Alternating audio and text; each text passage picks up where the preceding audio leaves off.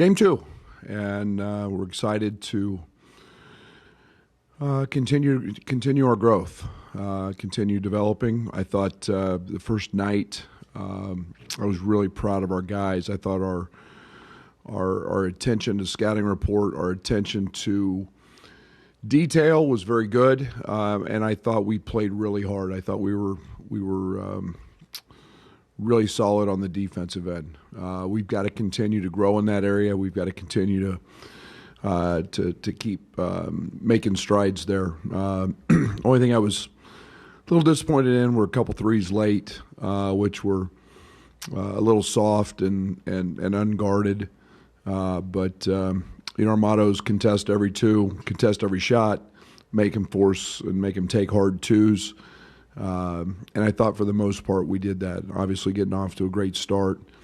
And then plus 20 on the glass was something against the nation's leading rebounder that I was very pleased with. So we got to continue to grow on that. Arkansas State comes in. It's a very good basketball team, a team that finished fourth last year in the Sun Belt, which is an extremely underrated conference, a conference that is got very, very good coaching. Mike does a great job there.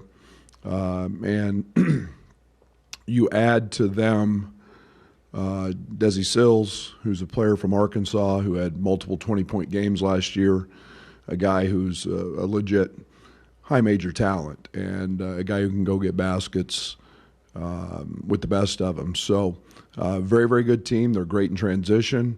They've got an interior threat that is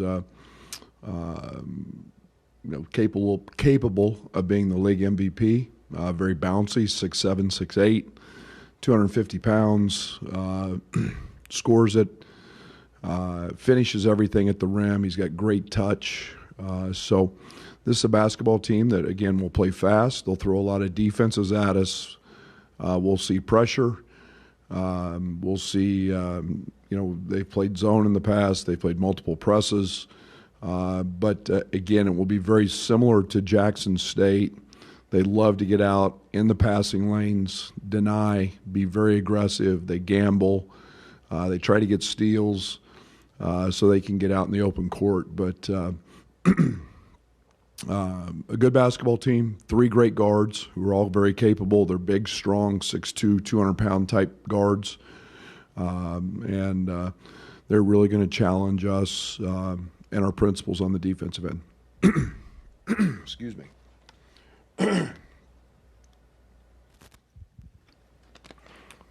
Do you know if you'll have any of the three guards back tomorrow night?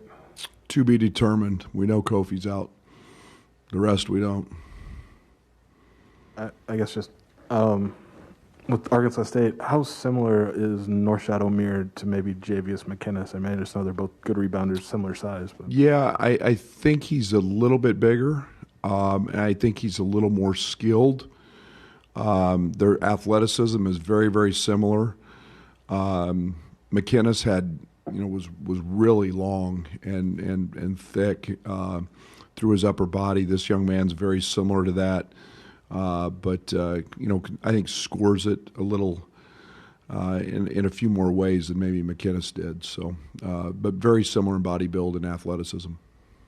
Hey, Coach, kind of want to ask you about where Alfonso Plummer and Omar Payne are at in terms of their comfortability within the system and as they're learning that. Last year we saw it took Jacob Grandison a while to get there. Where are the new transfers at in that area? Yeah, I think they're both in really, really good places. Obviously, we feel pretty good with Plummer. He played 36 minutes the other night. And a guy that, it was amazing with our guards out. Was at the top of the scouting report. The way they guarded him, they were very physical. We've got to do a better job of screening for him, getting him open looks. We've got to do a better job of helping him set some stuff up. But I think he's in a great place. And Omar's, I think, gets more comfortable every single day, just in terms of the pace, the learning. How we do things we're a little bit different than where he was at previously. So, it's breaking some habits and creating some new ones, and he's getting better at that every day. Coach, In the back. I noticed that Curbelo was really finding ways to stay involved on the bench, kind of talking with you. I saw him kind of coaching up DeMonte at one point, talking with a ref during a timeout. What does it kind of say about his growth that he's able to, stay that invested, maybe learn something and make an impact when he's not on the floor? Yeah, for Dre, it's one of the things that I think separates him from a lot of people. It's about being a great teammate all the time, and whatever that is. And everybody's role. Everybody's got a role every single day, and sometimes those roles can change. And obviously he was on the bench. I was really proud of those guys that didn't play the other night. I mean, they were actively involved. They were cheerleaders. They were pulling guys aside in timeouts, telling them what they saw when they were out of the game. Kofi was helping Omar a bunch, and Trent and Curbelo were helping, all of our guards, with advice, and so that's a sign of a really good teammate. And Bello's constantly working to be a great teammate. Coach, you didn't give up very many second chance points in the first game against Jackson State. It seems like Omer is a kid you'll want to keep off of the offensive glass. So has that been a focus for you in practice? And who are some of the guys you need to have another good game, defensive rebounding? Yeah, obviously, if we can step out and do the job we did replacing Kofi, it's like I jokingly kidded Kofi. We got 10 more rebounds from that spot than we do with you. So, it's a group effort. Nobody's going to replace Kofi, and we've got to continue to see Coleman. The thing I was really proud of with Benjamin coming in off the bench. He blocked him out every single time. Ben had 20 opportunities to go to the offensive glass.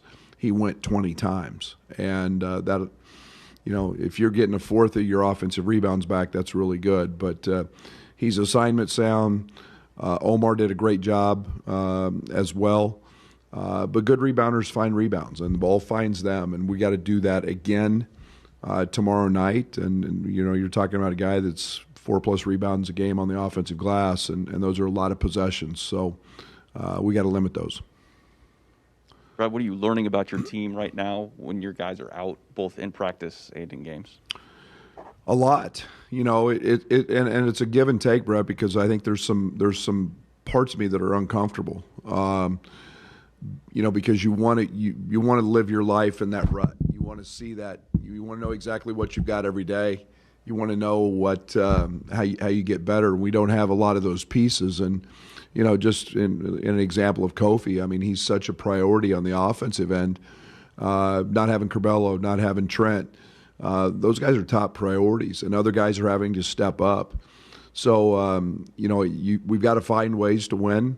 We don't have those guys. We got to find ways, and guys are doing that. Guys are paying attention. Guys are listening. Guys are dialing in on scouting reports.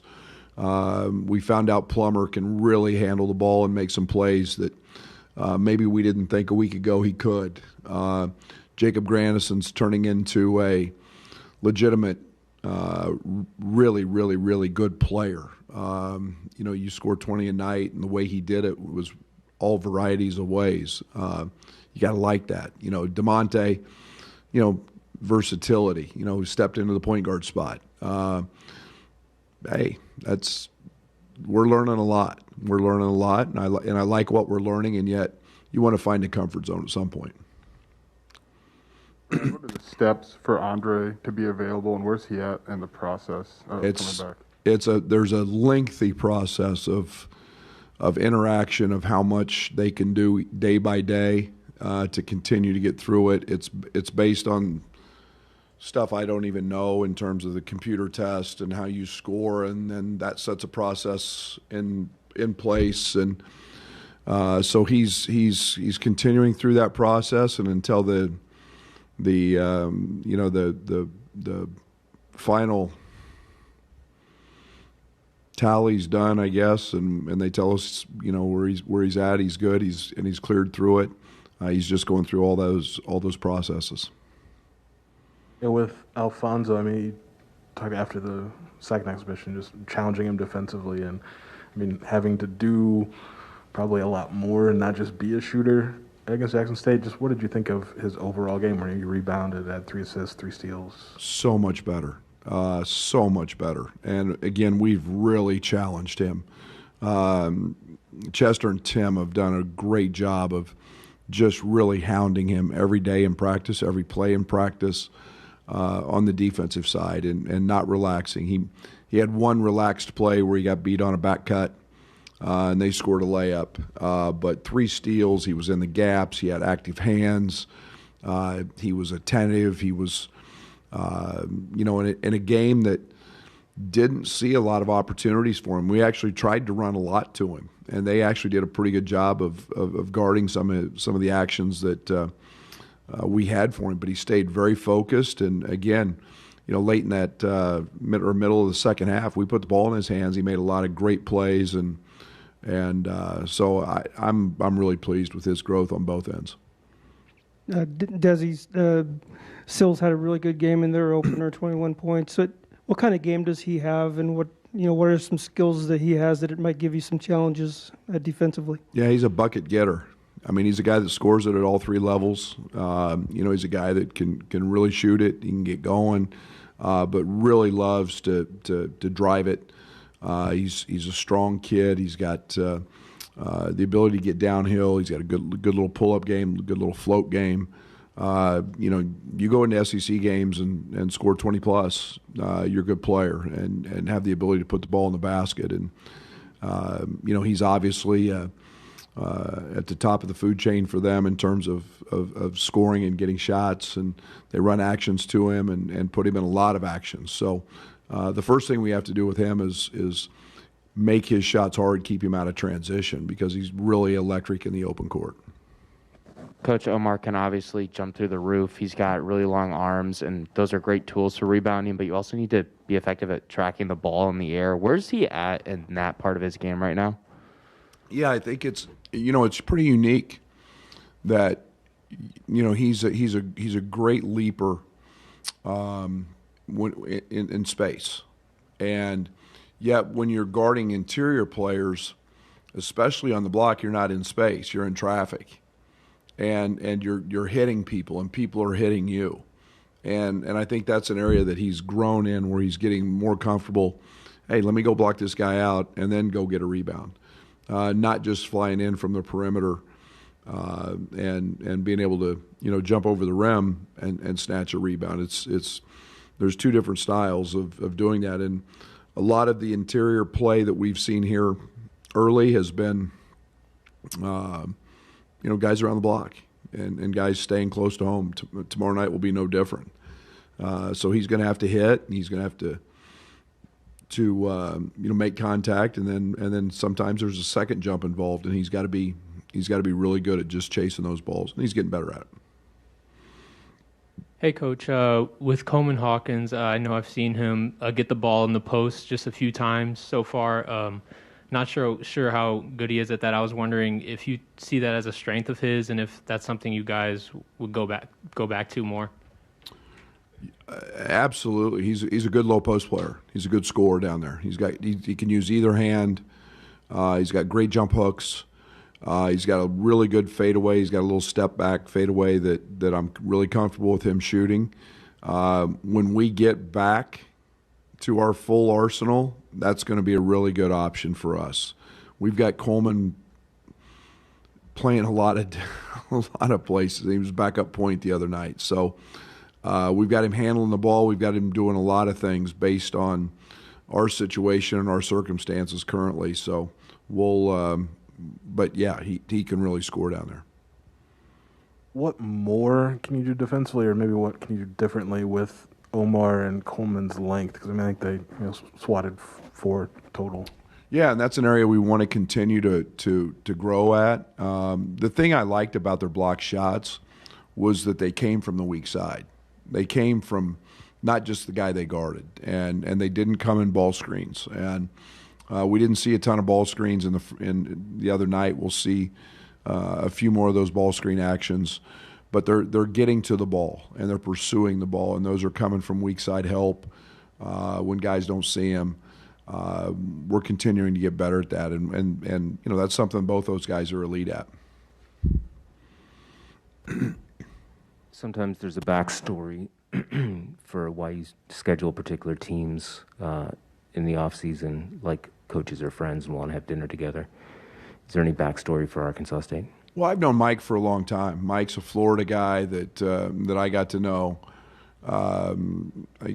really back in the day when I was a junior college coach, and he was an assistant junior college coach in Florida, and we've known each other for a long time. And when I was with Frank, Frank and him have a long history together, so it's just one of those that we've known each other for a long time. They're really good. We're looking for really good home games against quality opponents, and that's how we ended up with this. Brad, a lot of it was necessity, I think, maybe on Tuesday night. But what have you learned about your freshmen, especially with that game under your belt? They're going to be good.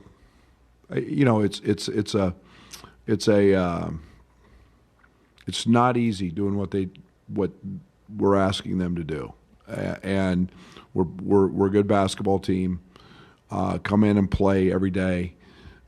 Be a part of a scouting report. Be a part of playing against other really good players, and then so much of what you do as a freshman is about you, and you have to put that on a back burner, and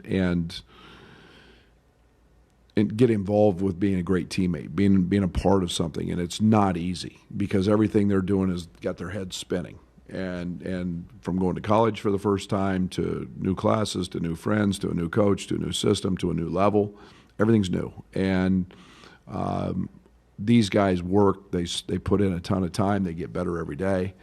And I was really, really impressed. And RJ comes in the first time he touches the ball, it finds him at the basket, and scores 2 points. And Luke gets a couple clean looks at threes, and it's just it was nice, and Brandon continues to get better, and had his best practice of the year yesterday. So I'm excited about this group. I guess I'm wondering, timing wise, like, is there an advantage to like a different point of the season? I mean, I guess like their heads are spinning now versus where if they were in a situation like Coleman was in last year, for say where the minutes are spotty in the middle of the year in Big Ten play. Like, does that make sense? Is there a time that is better to try to incorporate them? Everything's different, and I tell these guys all the time. Everybody's race is run at a different speed, and you all you can do is come every day, listen, work. Don't take it for granted that you're going against DeMonte Williams and Trent Frazier and Curbelo and Kofi. Don't take that for granted. Take that as a positive, that you're learning from the best and you're learning from really, really good players, and be ready when your time comes, because we all know, as we just found out, I mean, your time can come whether you're truly prepared for it or not. It can come, and this group is really bought into all that. Are you practicing Kofi different with him out, and how are you keeping him fresh in that? Yeah, Kofi's a scout team guy, and so he's a guy that we're trying to integrate, keep him on the court, and then on game day he's not allowed to do anything with our team, so he simulates a game